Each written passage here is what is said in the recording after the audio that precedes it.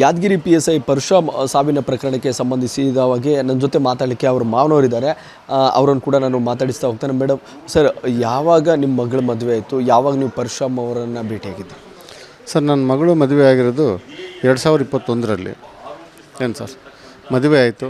ಒಳ್ಳೆ ವ್ಯಕ್ತಿ, ಬಡ ಕುಟುಂಬದಿಂದ ಬಂದಿದ್ದಾನೆ ಅಂತ ಕಾರಣಕ್ಕಾಗಿ ನನ್ನ ಮಗಳನ್ನ ಕೊಟ್ಟು ಮದುವೆ ಮಾಡಿದೆ. ಆದ್ದರಿಂದ ನನ್ನ ಮಗಳು ಅಳಿಯ ಭಾಳ ಅನ್ಯೋನ್ಯವಾಗಿದ್ದರು.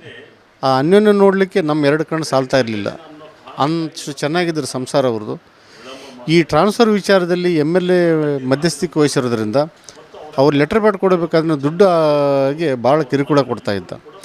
ಅವರು ಬೇರೆ ಇಲಾಖೆ ಅಂದರೆ ನಮ್ಮ ಪೊಲೀಸ್ ಡಿಪಾರ್ಟ್ಮೆಂಟ್ರಿಗೆ ಬೇರೆಯವ್ರಿಗೆಲ್ಲ ಲೆಟರ್ ಕೊಟ್ಟಿದ್ದಾರೆ. ಇವ್ರದ್ದು ಮಾತ್ರ ಪೆಂಡಿಂಗ್ ಇಟ್ಟಿದ್ದರು. ಯಾಕಂತ ಹೇಳ್ಬಿಟ್ಟು ಅವ್ರು ಅರೆಸ್ಟ್ಮೆಂಟ್ ಮಾಡಿ ಅವ್ರ ಹತ್ರ ದುಡ್ಡು ತಿನ್ಬೇಕಂತ ಹೇಳ್ಬಿಟ್ಟು ಅವ್ರು ದುಡ್ಡು ಕೊಡಲಿಕ್ಕೆ ಆಗದೇ ಇರೋದ್ರಿಂದ ಅವ್ರನ್ನ ಮನೆಗೆ ಕರೆಸ್ಬಿಟ್ಟು ಎದ್ದೋ ಬೈದು ಜಾತಿ ನಿಂದನೆ ಮಾಡಿ ಬೈದು ಕಳಿಸಿದ್ದಾರೆ ಅವ್ರನ್ನ. ಆ ಕಾರಣಕ್ಕಾಗಿ ಮನೇಲಿ ಬಂದು ಭಾಳ ನೊಂದ್ಕೊಂಡು ನಮ್ಮ ಜೊತೆ ಆ ನೋವನ್ನು ಹಂಚ್ಕೊಂಡಿದ್ದಾರೆ. ಈ ಥರ ಇದ್ದರೆ ಯಾದಗಿರಿ ಶಾಸಕರು ಬೇರೆಯವ್ರನ್ನೂ ಇದೇ ಥರ ಮಾಡ್ತಾರೆ. ಆ ಕಾರಣಕ್ಕಾಗಿ ಇವು ರಾಜಕೀಯ ನಮ್ಮ ಶಾಸಕ ಸ್ಥಾನಕ್ಕೆ ಯೋಗ್ಯರಲ್ಲ ಅಂತ ಹೇಳ್ಬಿಟ್ಟು ನಾನು ಭಾವಿಸ್ತೇನೆ.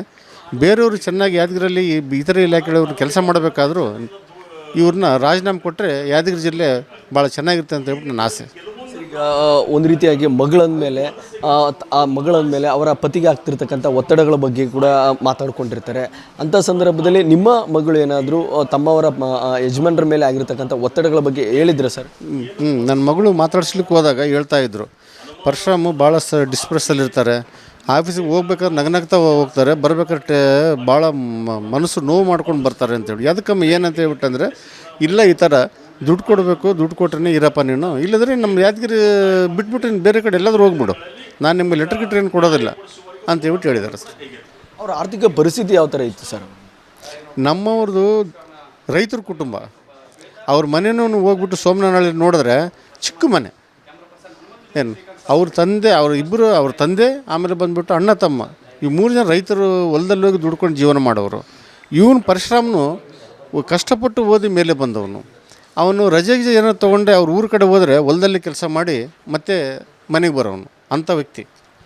ಎಷ್ಟು ದುಡ್ಡಿಗೆ ಡಿಮ್ಯಾಂಡ್ ಇಟ್ಟಿದ್ರಿ ಸರ್? ಎಷ್ಟೇನಾದರೂ ಕೊಟ್ಟಿದ್ರು ಹೇಳಿದ್ದೀರಾ ಸರ್? ಹಿಂದೆ ಫಸ್ಟ್ ಪೋಸ್ಟಿಂಗ್ ಬೇಕಾದ್ರೆ ಒಂದು 20 ಲಕ್ಷ ಕೇಳ್ತಾ ಇದ್ದಾರೆ ಅಂತ ಹೇಳ್ಬಿಟ್ಟು ಗೊತ್ತಿತ್ತು. ಅದ ನಂತರ ಪೋಸ್ಟಿಂಗ್ ಆದಮೇಲೆ ಪುನಃ MP ಎಲೆಕ್ಷನ್ಗೆ ಹೋಗಿ ಮತ್ತೆ ತಿರುಗಾ ಬಂದಮೇಲೆ ಮತ್ತೆ ಜಾಸ್ತಿ ಅರೆಸ್ಟ್ಮೆಂಟ್ ಆಗಿ ಮತ್ತೆ ಒಂದು 30 ಲಕ್ಷ ಕೇಳಿದ್ದಾರೆ ಅಂತ ಹೇಳ್ಬಿಟ್ಟು ನ್ಯೂಸ್.